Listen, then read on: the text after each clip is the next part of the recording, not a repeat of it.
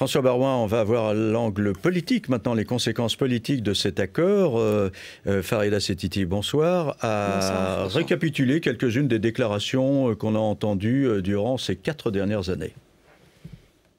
Je vais être celui qui vous garantit que si vous travaillez plus, si vous prenez plus de risques, si vous vous engagez plus, vous gagnerez davantage.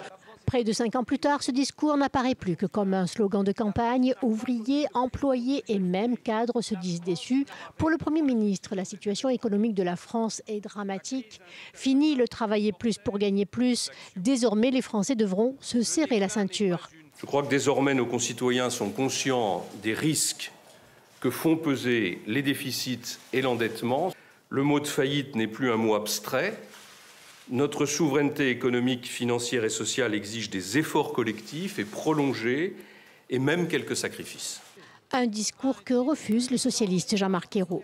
Moi, j'ai confiance dans les capacités de la France, et je ne suis pas de ceux qui démissionnent et qui se résignent, Monsieur le Premier ministre, après avoir sonné le tocsin en 2007 en disant que la France était en faillite.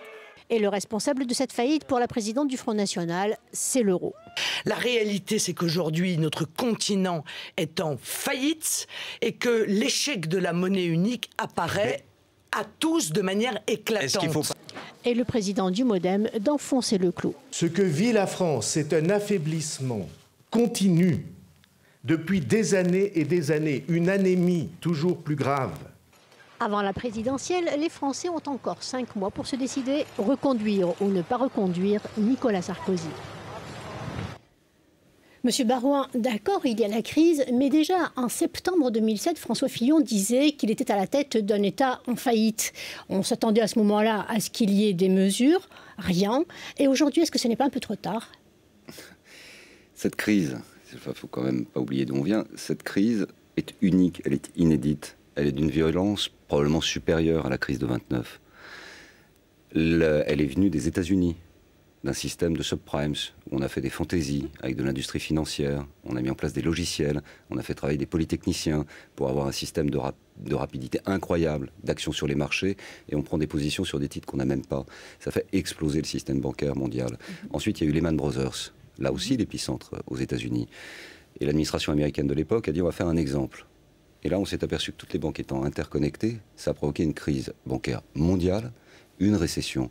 La France, dans ces conditions, elle s'en est plutôt pas mal sortie. Elle a eu une récession 2 fois moins importante qu'en Allemagne. On est sorti plus vite et notre modèle social a montré sa solidité puisque ça a protégé les plus fragiles. Alors évidemment, le pouvoir d'achat a été malgré tout protégé, que ce soit des fonctionnaires ou des salariés du privé, mais il est incontestable que nous sommes aujourd'hui au rendez-vous d'un financement qui fait poser la question de la responsabilité vis-à-vis des générations qui suivent. Farida rappelait que François Fillon avait dit que l'État était en faillite avant même que la crise ne survienne. Non mais c'est vrai. Le fait que, par exemple, on finance 10% des retraites. Mais pourquoi on n'a pas pris de mesures à ce moment-là, M. Baroin? Pourquoi on n'a pas pris de mesures à ce moment-là? Parce que le choix qui a été fait au lendemain de l'élection présidentielle était un choix d'aller chercher le point de croissance. Le point de croissance, c'est 20 milliards, à travers la libération des énergies. Et il a fallu amortir la crise. On a accepté, qui était un choix courageux de la part de Nicolas Sarkozy, un effondrement des recettes. En 2009, on perd 40 milliards de recettes. On n'augmente pas les impôts. On fait un plan de relance, c'est-à-dire qu'on accentue les déficits pour soutenir l'activité économique et on ne touche pas aux minima sociaux pour protéger les plus fragiles. Et bien, ce pari-là économique, il a fonctionné. Et la manière dont le président de la République et le gouvernement, j'y étais pas, je suis plus à l'aise pour le dire, à l'époque, on gérait les choses, l'ont géré avec beaucoup de courage. En plus, on a investi sur l'avenir, on a fait le grand emprunt sur 35 milliards, donc on prépare l'avenir du pays. Et aujourd'hui, dans la gestion de cette crise européenne, puisque nous devons protéger notre modèle et réduire notre endettement, la question qui se pose pour la France, c'est de savoir comment faire des économies qui n'impactent pas trop sur le pouvoir d'achat et protéger une croissance convalescente qui est absolument nécessaire pour faire des recettes. Mais est-ce qu'on a avancé? Vous avez toujours le même discours. Est-ce qu'on a avancé depuis là-dessus? On a beaucoup avancé. On a réduit déjà de près de 2 points l'an dernier notre niveau de déficit et nous serons l'année prochaine, on passera de 5,7 à 4,5. Donc bien sûr que nous avançons dans la bonne direction et avec un bon cadencement. Pour revenir au déficit, Jean-Marc Ayrault, le socialiste, disait qu'à l'époque, Nicolas Sarkozy n'avait qu'une préoccupation, c'était d'aller à Bruxelles dire bien on ne pourra pas tenir les 3% de déficit autorisés par Maastricht. Parce qu'aujourd'hui, lorsqu'il parle de revenir là-dessus, est-ce qu'il est crédible ? Lorsqu'il parle de... Qui est Jean-Marc Ayrault ? De discipline. Non, de discipline. Est-ce que le président de la République est crédible ? Il est d'autant plus crédible que c'est lui qui a été à l'origine de la demande d'une gouvernance économique il y a 18 mois. Les Allemands n'en voulaient pas. Mais il y a un contraste entre ce qu'il disait au début et ce qu'il dit maintenant. Je n'ai pas entendu Nicolas Sarkozy, j'étais à l'époque ministre de l'Intérieur, faire une campagne sur le laxisme budgétaire, sur la recherche de la croissance. Il avait dit qu'on ne pourrait pas tenir les 3% de déficit autorisés par Maastricht. Mais je veux bien, vous pouvez mettre sur le dos de Nicolas Sarkozy tous les péchés d'Israël ou toute la misère du monde. Mais dans ce cas-là, si vous dites que Nicolas Sarkozy est responsable de la dette française, pourquoi ne le dites-vous pas de Zapatero en Espagne ou d'Obama aux États-Unis? On voit bien qu'il y a eu une aggravation de ces déficits dans tous les pays. C'est cette crise qui a mis en lumière des déficits structurels plus ou moins importants. Les nôtres sont un peu plus importants que ceux de l'Allemagne. Donc il nous faudra un peu plus de temps pour parvenir à l'équilibre, avec en tout cas des mesures plus importantes, mais nous y serons. D'accord. Alors, on a parlé tout à l'heure des conséquences éventuelles du AAA sur le plan économique, mais est-ce que la perte éventuelle du AAA peut être catastrophique pour Nicolas Sarkozy, qui a beaucoup misé là-dessus pour montrer qu'il était un président qui était capable de se confronter à la crise? Mais même la même chose, c'est la zone euro. Moody's ou Standard & Poor's. Non, mais les Français vont dire, attendez, le président, on l'a entendu nous expliquer que le AAA, on faisait tout pour ne pas le perdre, il l'a perdu. Voilà comment ils vont réfléchir et réagir. C'est la zone euro, ce sont les fondamentaux de la zone euro qui sont aujourd'hui questionnés. En ce sens, la réponse de vendredi, elle est importante, puisqu'elle répond point par point aux interrogations qui ont créé de la défiance. Ce que nous devons, c'est restaurer la confiance. Ce n'est pas la France seule qui va restaurer la confiance vis-à-vis de la zone euro. Ce n'est pas l'Allemagne seule qui va le faire. C'est la France plus l'Allemagne et tous les autres. D'accord.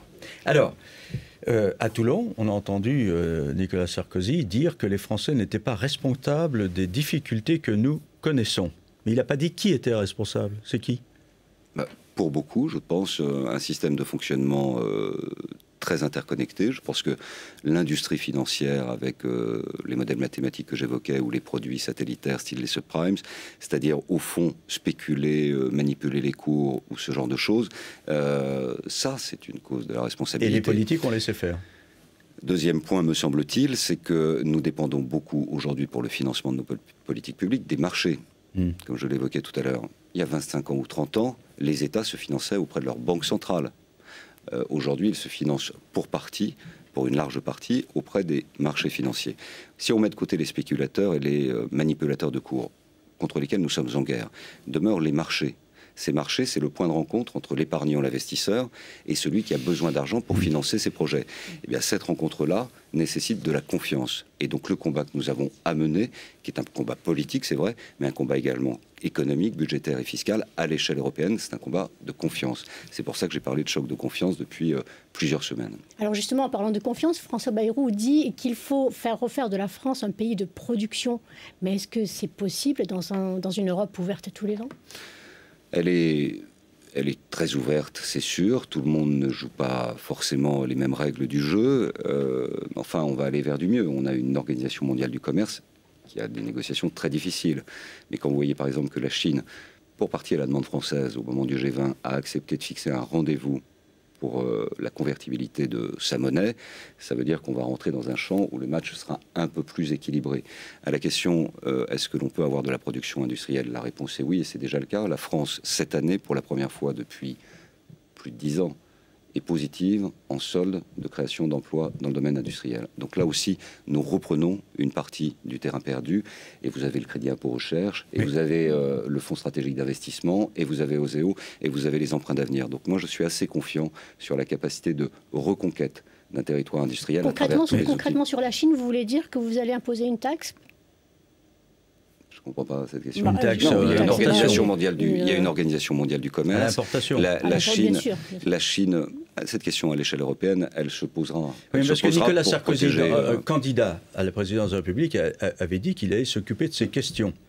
Oui, mais une fois encore, la France ne peut pas prendre cette mesure seule. Oui, mais donc ça veut dire qu'un président n'est pas... Oui, mais cette crise met en lumière la nécessité, certainement, de réfléchir de manière un peu plus rapide à des éléments qui visent à équilibrer le coût. Pourquoi on parle de cette taxe, ce que certains appellent la TVA sociale ou ce genre de choses, qui peut prendre une autre forme, TVA de protection de l'emploi, c'est parce que le coût du travail dans les économies émergentes, comme ils n'ont pas de modèle social, ils n'ont pas à financer des systèmes de retraite, de protection sociale, de santé ou d'autres politiques familiales par exemple, évidemment est beaucoup plus faible que celui qu'on a dans les pays des économies avancées. Encore 5 minutes. Justement, M. Baroin, Marine Le Pen dit, donc la présidente du Front National, dit que ça fait des années qu'on nous parle qu'on lancera plus fort à plusieurs, en parlant d'Europe bien sûr, mais lorsqu'on voit les résultats, plus de chômage, plus de délocalisation, est-ce que les gens n'ont pas raison de croire au Front National ? Non, les gens ont tort de croire au Front National et Mme Le Pen a une vision isolationniste d'une France qui serait une île où le monde n'existait pas et où les autres sont par définition suspects quand ils ne sont pas adversaires, quand ils ne sont pas des ennemis. Le projet de Mme Le Pen dont elle parle des oubliés, la France c'est le modèle social qui est le plus redistributif, le plus protecteur.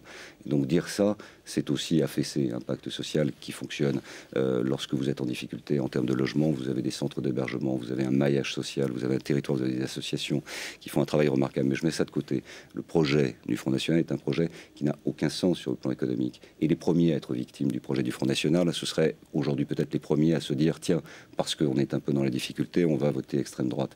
C'est 30 à 40% de dévaluation. C'est une perte de patrimoine pour l'ensemble des Français. C'est un projet qui n'existe pas en réalité, qui ne s'appuie sur aucune réalité, qui n'a pas de sens économique et qui entraînerait derrière lui des cortèges de chômeurs et de douleurs sociales. Il y a quand même, M. Baroin, beaucoup de travail pour convaincre. On va écouter le politologue François-Mickey Marty. Écoutez ce qu'il dit d'une partie de l'électorat qui avait voté Sarkozy en 2007. Alors, les votes anti-système, ça peut être un vote Marine Le Pen, ça peut être aussi un vote Mélenchon, ça peut être aussi d'une certaine manière pour une partie des électorats un vote François Bayrou.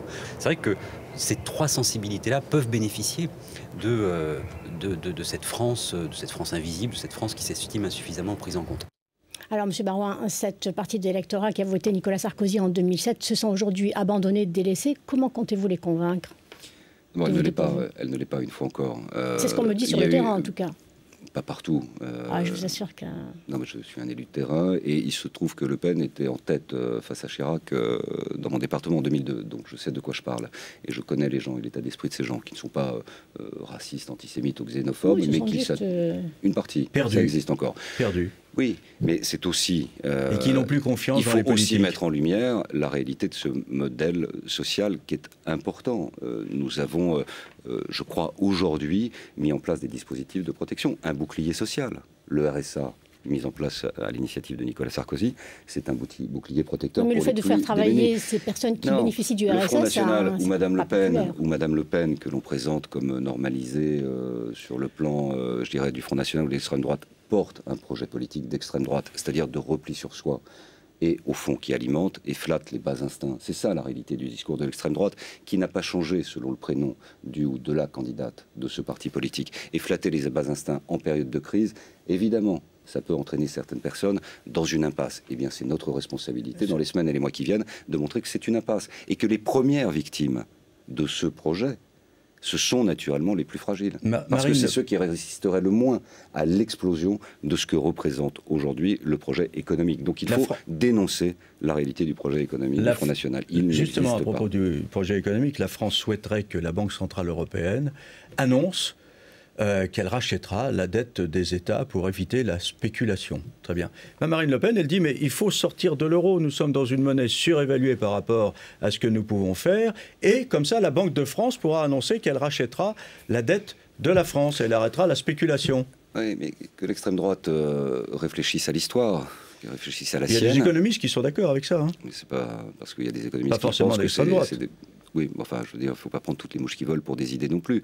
On connaît ça, les dévaluations dites compétitives. Dévaluation compétitive, c'est une inflation à 2 chiffres, c'est un emballement complet, c'est un appauvrissement. Alors ça permet aux États de se désendetter, mais ça appauvrit le patrimoine des gens.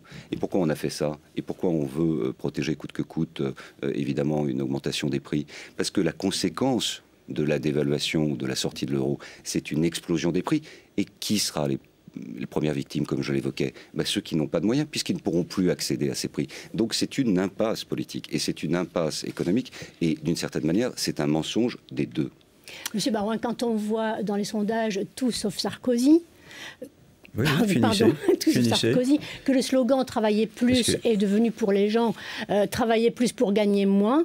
Comment, encore une fois, les convaincre, ces gens-là, que vous tenez vos promesses ? Non, la politique, elle a des ressorts. Nous sommes dans un pays où droite et gauche sont toujours peu ou prou à 50%. Donc la présidentielle, c'est un combat difficile. Mais Nicolas Sarkozy a énormément d'atouts. Et il a des atouts pour être préféré. Et je suis convaincu qu'il le sera. Parce qu'il a l'expérience, parce qu'il a tenu justement la barre avec beaucoup de sens de responsabilité du devoir. Et puis, quand je me regarde, je peux m'interroger, mais quand je me compare, je me console. Quand on voit ce qu'offre l'autre parti de gouvernement, c'est-à-dire le Parti socialiste, et ses atermoiements, ses interrogations, où le seul rendez-vous qui se propose maintenant, c'est soit devant les tribunaux ou s'offrir des paires de gifles, permettrait de penser qu'à un moment ou à un autre, les Français le regarderont avec bienveillance, et je pense que nous sommes dans la bonne dynamique. Eh bien, vous allez en reparler dans un instant, puisque vous allez avoir un débat avec Elisabeth Guigou, mais auparavant, on marque une pause pour le journal de 19h.